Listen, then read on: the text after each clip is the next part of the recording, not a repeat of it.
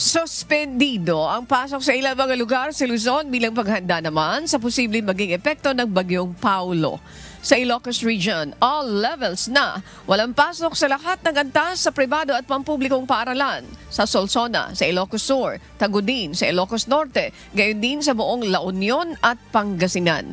Sa Cagayan Valley, wala rin pasok sa lahat ng antas ng pampubliko at pribadong paaralan sa mga bayan ng Apari, Santo Niño, Baggao, Igig, Peña Blanca. Habang sa kabisera naman ng Tuguegarao City, maging ang pasok ng mga law, medical at graduate studies ay suspendido rin.